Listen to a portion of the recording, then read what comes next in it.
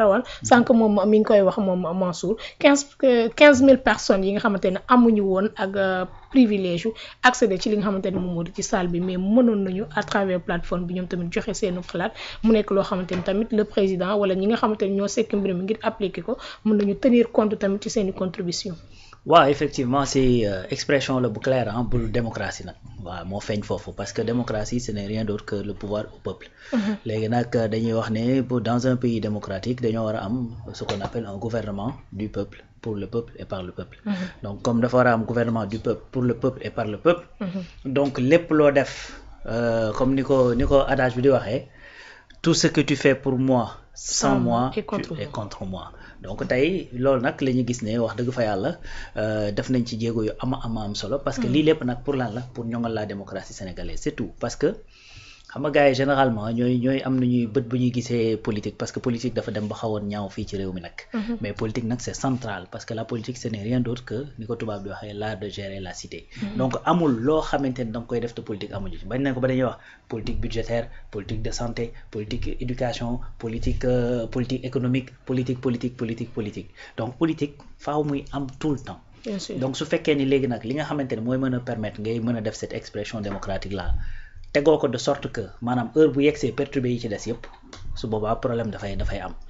te li koy perturbé nag loo xamante ni loo mën a identifier la mën a xam ni lii ak lii buñ ko jooyantee perturbation yi mën naa wàññeeku bu jeexul tàkk. donc loolu nag da nga am deux possibilités pour def ko mooy que soit da ngay toog yow mi ñu fal nga ni man la ñu jox doole gi man la ñi ëpp ci population bi wóolu de toute façon nee nañ ma doxalal sama xalaat ci mbir yi lii la na tënku na ci ñëpp tënku wa ilaa nga ni. comme nous sommes dans un pays démocratique te xel doyut donc naa ci boole ñeneen ñi nga xamante ni ñoom laa ko seqal comme ça comme ñun ñooy dem ci jongante googu ñu fixer ensemble les règles ba tax bu ñu demee ba yegg ci jongante googu kenn du ne règle bi kat arrangé moo parce que yow yaa ko fixé woon unilatéralement donc loolu moo xew nii actuellement moo xew fële léegi nag waxtaan bu amee forcément surtout bu fekkee waxtaanu mbooloo la dana am loo xamante ni danañ ci juboo dana am loo xamante ni danañ ne est-ce que duñu xaar ba plus tard ñu waxtaanee ko waat dana am loo xamante ni moom duñ ci juboo fa la budda waxtaan moo demee noonu heureusement que li ëpp ci la ñu waroon waxtaanee foofu juboo nañ ci li nga xamante ni jubóowuñ ci le président de la République a toujours les leviers pour la nga xamante ni moom la jàpp ne mooy njariñu réew mi mën ko doxal sans pour autant mu continuer di laaj qui que soit parce que nag même li ñu waxtaanee mënoon na ko def avant n'est-ce pas donc li nga xamante ni mooy point yi nga xamante ni d'accord uñ ko lu mel ni chef de l'opposition parce que statut de l'opposition indi du problème mu opposition bi chef de l'opposition mooy seen problème te boo xoolee PDS moo ko bañ donc en réalité dama jàpp ne li muy Amadou Ba moo tax peut-être ñoom ñu taxawaay boobu voilà li ñu proposé mooy dañu war a dem que législative bi ci législative la ñu war a jaar mais moom législative bu ñu waroon jaar ci législative léegi entre Benno Bokk Yaakaar ak PDS ak taxawu Sénégal la non kan moo ci nekk chef de l'opposition puisque ñoom ñaar ñoo bokkoon coalition PDS ak APR du ñoo bokk coalition ci législative yi. bien sûr voilà léegi dem à l'Assemblée nationale léegi boo waree génn chef de l'opposition ci ñoom ñaar kan nga koy jox moo tax loolu effectivement da ngay xam ni des fois dafay am bañ yoo xamante ni gars yi dañ koy bañ mais man li ma ciy gën a jàngat mooy que ni am na benn roube peut-être bu nekk ci biir. damay bañ pour bañ parce que bëgguma mu dem ci kële.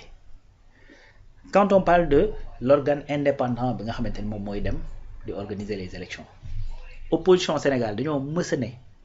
organisation élection dañ ko war a génne ministère de l'intérieur parce que ministère de l'intérieur dafa far ci gouvernement bi la nekk gouvernement bi dafa am benn parti boo xamante ni moo ko porté généralement sax ka ñuy def ministre de l'intérieur mën naa bokk ci parti boobu bien sûr Aly Ngouille bi muy nekk ministre de l'intérieur di organiser élection il était de l'APR Ousmane Ngom bi fi organiser il était de PDS donc ñu ne mënoo nekk juge et partie génne leen loolu du ministère de l'intérieur defal leen ko organe indépendant état du Sénégal woote dialogue ci dialogue bi mu woote état ñëw ne leen li may proposé ne nañ ko def mooy nañu génne élection yi ministère de l'intérieur yóbbu ko ci organe indépendant opposition bi ne ñoo bañ. ci lañ bañ mooy 26% yi nga xam te ne amuñu. mais c'est extrêmement bizarre. est-ce que yow gestion des gis nga raisonnement bi c'est-à-dire ki nga xamante ne démb ak bërki démb moo daan taxaw temm naan nañ ñuy jëlee loolu. exiger que ne élection bi nañ ko génne. nañ ko jëlee ci loxo intérieur. oui organisation bi. léegi état ñëw na ne la d'accord na léegi nañu génne intérieur nga ni non man finalement ma bañ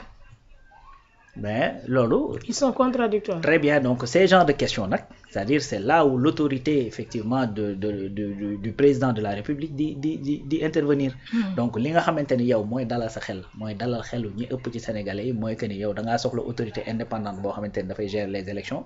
fais-le passe par l'Assemblée nationale defal texte yi nga war a def et puis on ñu def li ñu war a def. li ñuy jël nag consensus nga xamante ni de façon globale jàpp nga ni ay points la yoo xamante ni de manière consensuel teg nañ ko ben li Mansour wax la ben gëmal dóor parce que loolu de toute façon lu mbooloo toog d'accord ci pour mettre ko en œuvre effectivement y a pas de souci loolu amul problème. Mais les points yi nga xamante ni d'accord ci lu mel ni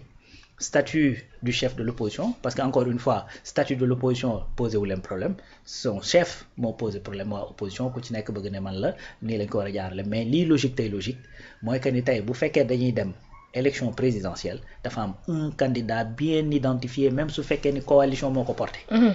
Donc kooku su génnee ci élection yooyu daal di nekk deuxième ku ci nekk deuxième même bu ko coalition porté benn candidat la. kooku mën nañu identifier ne kii mooy chef de l'opposition mais tey bu fekkee da nga ko bëgg a yóbbu ci législative ça pose problème loolu mënul nekk ci législative mënut a nekk ci local loolu mooy dëgg.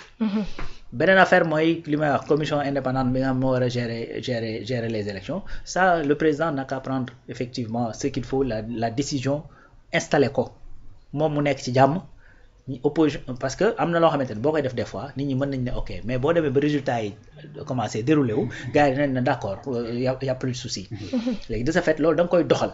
bu ko defee kenn dootu la yow soupçonné naan sa ministre day def lii distribué wul carte d'identité comme il le faut xam nga ainsi de suite parce que loolu sax ça va être réglé puisque dañuy def inscription permanente loolu c'est déjà acté maanaam ku mës a nekk ci fichier bi amul ay sama carte d'identité dafa réer ak sama nangam sangam yaa ngi ci fichier bi da ngay voter n'est-ce pas donc loolu bu boobaa ministre bi kenn dootu ko soupçonné naan élection yi dafa jub si fii la électorat opposition bi gën a bare joxewuñ carte d'identité comme il le faut foofu. Maintenant su boobaa kan mooy teg commission boobu kan moo koy teg mettre en place moom le président de la République mooy choisir les membres wala nan lay non bien sûr que non c'est-à-dire tey mi ngi mel ni comme tey en fait mën na nu ma koy tuddati mën na valider le décret bi nga xamante ni moom moo leen mettre en place mais même tànn bi mën na bañ a nekk moom c'est-à-dire tey bu loolu bu ñu ko doon def ce serait des personnalités indépendantes yoo xamante ni comme tey CNRA bu ñuy fal seeni membres c'est pas le président qui les choisit mais moom moo leen di installer moom mooy def le décret bi leen di installer c'est-à-dire ce sont ñi nga xamante ni ñoo nekk ci secteur bi ñoom ñooy toog wax ne diw ak diw ak diw ak diw daal leen di installer donc mu nekk une commission indépendante boo xam ne tey par exemple boo jëlee CENTIF